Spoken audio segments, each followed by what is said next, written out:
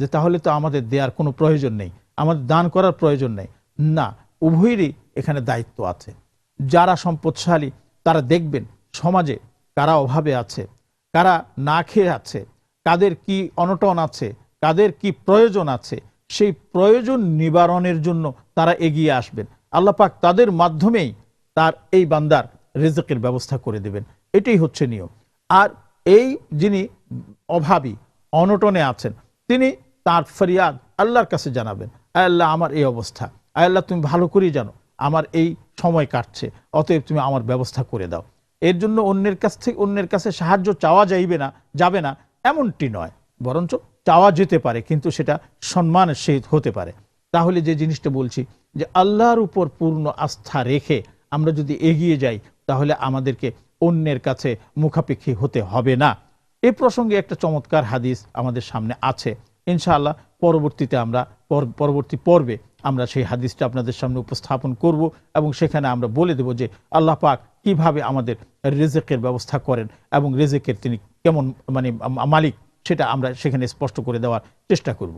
আজকের আলোচনা থেকে আমরা যেটা জানতে পারলাম সেটা হলো এই যে দারিদ্রতা এটা মানুষের জন্য আমরা বলি একটি অভিশাপ।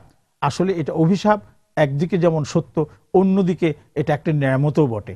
যে দারিদ্র আমরা যদি হই তাহলে অবশ্যই আল্লাহর উপর আমাদের আস্থা বেড়ে যাবে। যে এটা যেমন সত্য তেমনি ভাবে আমাদের মানসিক চাপ, মানসিক যাতনা যেটা আমাদের হয় সেটাও আমাদের থাকবে, কিন্তু তাই বলে আমি আমার সত্তাকে বিলীন করে দিতে পারি না, অন্যের কাছে আমি নিজেকে অপমানজনক অবস্থায় উপস্থাপন করতে পারি না।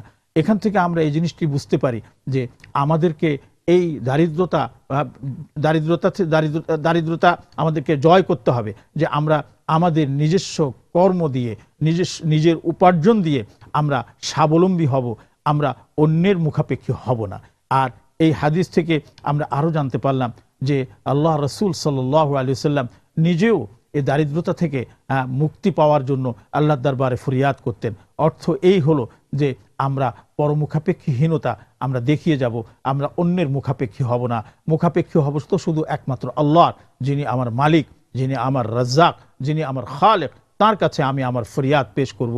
আল্লাহ রাব্বুল আলামিন আমার সেই ফরিয়াদ শুনবেন এবং সেই ফরিয়াদ আল্লাহ পাক আমাদের পূরণ করে দেবেন। কিভাবে করবেন সেটা আল্লাহ পাকই সেই ব্যবস্থাটা আমাদেরকে করে দেবেন। আল্লাহ রাব্বুল আলামিনের দরবারে আমাদের আপনাদের সকলের এই কল্যাণ কামনা করে আমি আজকের এই বক্তব্য এখানেই শেষ করছি।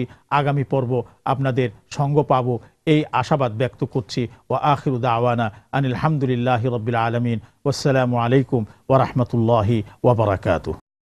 মা কানা আলান নবিয়্যি মিন হারাজিন ফীমা ফারাদাল্লাহু লাহু سنة الله في الذين خلوا من قبل وكان أمر الله قدرا مقدورا الذين يبلغون رسالات الله ويخشونه ولا يخشون أحدا إلا الله وكفى بالله حسيبا ما كان محمد أبا أحد من رجالكم ولكن